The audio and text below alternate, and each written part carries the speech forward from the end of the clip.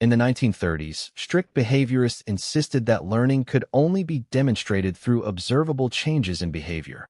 No reinforcement, no learning, full stop. Edward Tolman's rats quietly wandered mazes for days with no reward at all, seemingly learning nothing. Then a single piece of cheese appeared at the end, and the rats suddenly navigated the maze as efficiently as rats that had been rewarded from day one. They had been learning all along, just not showing it.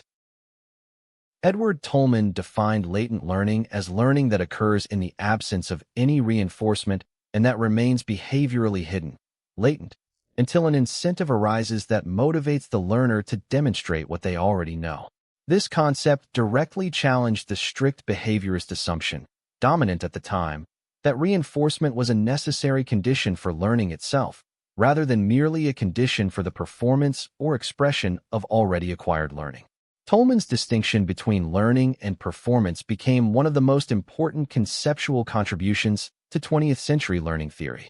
In Tolman and Hansek's classic 1930 experiment, 3 groups of rats navigated a complex maze daily.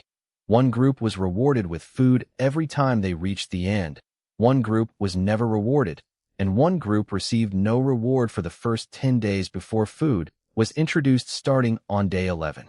The consistently rewarded group showed steadily improving performance throughout.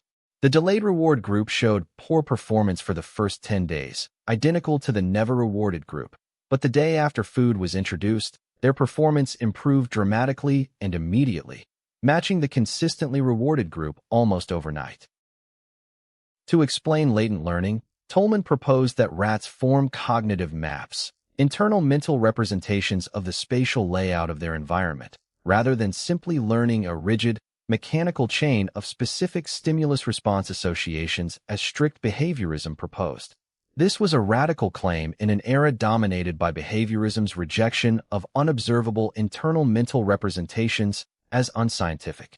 Tolman's cognitive map concept proposed that organisms build flexible, general knowledge of their environment that can be applied to novel situations, rather than merely executing memorized, fixed action sequences.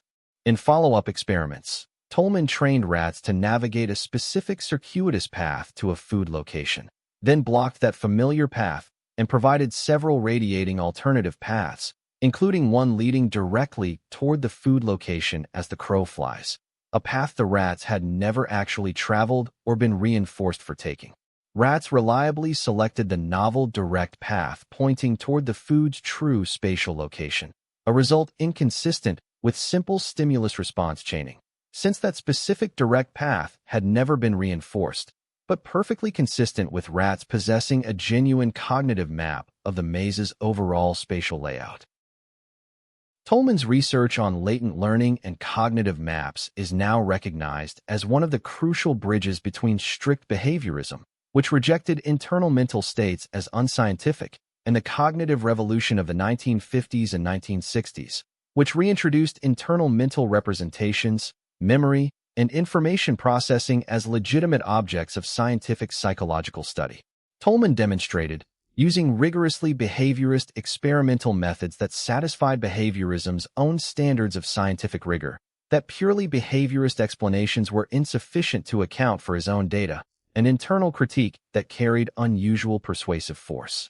John O'Keefe's discovery of place cells in the hippocampus, individual neurons that fire when an animal occupies a specific location in its environment, and the later discovery of grid cells in the entorhinal cortex by Maybrit and Edvard Moser provided direct neurobiological confirmation of Tolman's decades earlier cognitive map hypothesis, work that earned all 3 researchers the 2014 Nobel Prize in Physiology or Medicine. These discoveries showed that the brain literally contains a neural coordinate system for spatial representation, transforming Tolman's theoretical cognitive map from a hypothetical construct into a concretely identified biological reality.